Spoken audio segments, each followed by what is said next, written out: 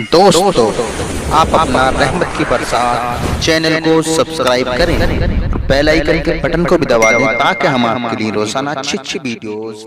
100 मर्तबा वाला है कोई मेरा भाई? 100 भी नहीं यार, पढ़ा करो। जब बात दुरूद पाक की आई तो जब हशर का दिन होगा, नफ्सी नफ्सी का आलम होगा, कोई किसी का पुरसान हाल ना होगा। ऐसे आलम में हजरत आदम अलैहिस्सलाम, बहुत तवज्जो से सुने, हजरत आदम अलैहिस्सलाम अर्श के साए के नीचे जलवा फरमा होंगे और ये मुलाहजा कर रहे होंगे कि देखो कौन इंसान जन्नत में जा रहा है और कौन जहन्नम में। अचानक आपकी निगाह एक ऐसे शख्स पर पड़ेगी जिसे अजाब के फरिश्ते जहन्नम की तरफ लेकर जा रहे हैं। अल्लाह, अजाब के फरिश्ते इस गुनाहगार को अजाब की तरफ यानी अल्लाह के जहन्नम की तरफ लेकर जा रहे हैं। ये मैदान हश्र में किसी को तलाश कर रहा है, इसकी गुनाहगार निगाहें किसी की मुतलाशी हैं। हजरत आदम अलैहिस्सलाम जब तवज्जो फरमाएंगे तो समझ जाएंगे यकीनन ये मुस्तफ़ा का उम्मती है और मैदान हश्र में इसकी निगाहें मुस्तफ़ा को तलाश कर रही हैं। सुभान अल्लाह, सुभान अल्लाह, वाह वाह। अजाब के फरिश्ते इस गुनाहगार इंसान को जहन्नम की तरफ लेकर जा रहे हैं। हजरत आदम अलैहिस्सलाम ने देखा अजाब के फरिश्ते से जहन्नम की तरफ लेकर जा रहे हैं और ये मैदान हश्र में कभी इस तरफ देखता, कभी इस तरफ देखता, कभी इस तरफ देखता। हजरत आदम अलैहिस्सलाम समझ गए ये मैदान हश्र में अल्लाह के नबी को, अल्लाह के रसूल को, अल्लाह के महबूब को तलाश कर रहा है। हजरत आदम अलैहिस्सलाम वहां से चलेंगे, सरकार की बारगाह में हाजिर होंगे, अर्ज करेंगे या रसूल अल्लाह सल्लल्लाहु तआला अलैहि वसल्लम, क्या आपको खबर नहीं है आपके एक गुनाहगार उम्मती को अजाब के फरिश्ते जहन्नम की तरफ लेकर जा रहे हैं? मेरे नबी, मेरे रसूल, मेरे आका, मेरे पैगंबर जब इतना सुनेंगे मचल जाएंगे। इरशाद फरमाएंगे सरकार, ए आदम अलैहिस्सलाम, ए अबुल बशर, किधर है वो मेरा उम्मती? हजरत आदम अलैहिस्सलाम इशारा फरमाएंगे, सरकार दौड़े हुए जाएंगे। तवज्जो मेरी तरफ रखें, सरकार दौड़े हुए जाएंगे, अपने इस उम्मती के करीब पहुंचेंगे, फरिश्ते अजाब की तरफ लेकर जा रहे हैं। मेरे नबी देखेंगे मेरा उम्मती है, अजाब के फरिश्ते जहन्नम की तरफ लेकर जा रहे हैं। सरकार फरिश्तों को हुक्म देंगे, फरिश्तों ठहर जाओ, फरिश्तों रुक जाओ, फरिश्तों ठहर जाओ।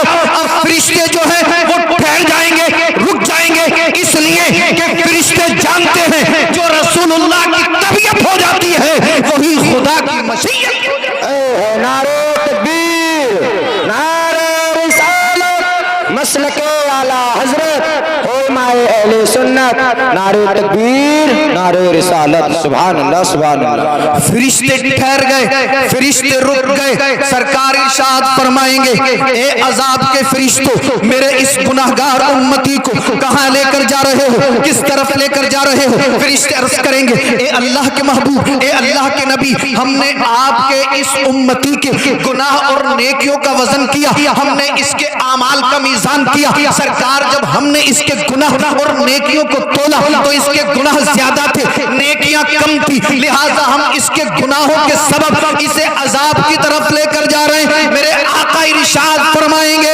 ए फरिश्तों, मेरे इस उम्मती को दोबारा मीज़ान अमल पर लेकर चलो। फरिश्ते अल्लाह के नबी का हुक्म पाकर इस शख्स को दोबारा मीज़ान अमल पर लाएंगे, फिर इसके गुनाह और नेकियों का वजन किया जाएगा। फिर गुनाह ज्यादा है, नेकियां कम है। सरकार मुलाहजा फरमा रहे हैं, सरकार ने देखा दोबारा मीज़ान अमल किया गया, दोबारा गुनाह और नेकियों का वजन किया गया, गुनाह ज्यादा है, नेकियां कम है। अब मेरे नबी ने जब ये मुलाहजा किया फिर इसके गुनाह ज्यादा, नेकियां कम है, सरकार ने अपने दस्ते मुबारक को अपनी जेबे मुबारक में डाला और एक नूरी कागज के टुकड़े को निकालकर इसकी नेकियों में शामिल कर दिया। ये नूरी कागज का टुकड़ा इसकी नेकियों में शामिल हुआ, गुनाह खत्म हो गए, नेकियां ज्यादा हो गई। अहले महशर पुकार उठे, बच गया, कामयाब हो गया। ये कहेगा, ये लोगों सुनो, बचा नहीं हूं, मुझे तो मेरे नबी ने,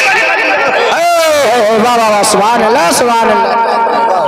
कहेगा बचा नहीं हूं, मुझे तो मेरे नबी ने, मेरे पैगंबर ने, मेरे रसूल ने, मेरे आका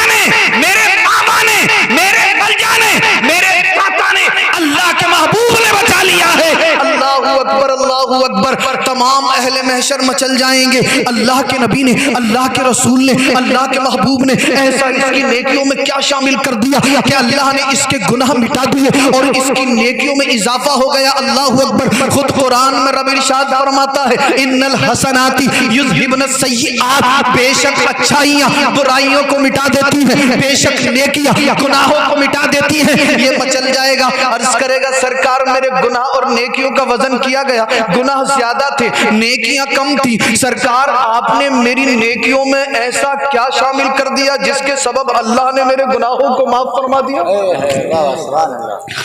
अब आप अपने अज़हान को, अपनी तवज्जो को बिल्कुल मेरी गुफ्तगू के करीब लाए। अर्ज करेगा सरकार गुनाह ज्यादा थे नेकियां कम थी, आपने मेरी नेकियों में ऐसा क्या शामिल कर दिया जिसके सबब अल्लाह ने मेरे गुनाहों को माफ फरमा दिया, जिसके सबब अल्लाह ने मेरे गुनाहों को नेकियों में बदल दिया। मेरे नबी इरशाद फरमाएंगे, ए मेरे उम्मती सुन, तूने एक महफिल में, एक जलसे में बैठकर एक आलिम रब्बानी के कहने से अकीदत और मोहब्बत के साथ मेरी बारगाह में दुरूद पाक पढ़ा था। फरिश्तों ने नूर के कलम से, नूर के कागज पर लिखकर, नूर की थाली में सजाकर मेरी बारगाह में पेश किया था। ए मेरे उम्मती सुन, उस दुरूद पाक को मैंने अपने पास संभाल कर रख लिया था। आज वही दुरूद मैंने तेरी नेकियों में शामिल कर दिया है, जिसकी बरकत से अल्लाह रब्बुल इज्जत ने तेरे गुनाहों को नेकियों में बदल।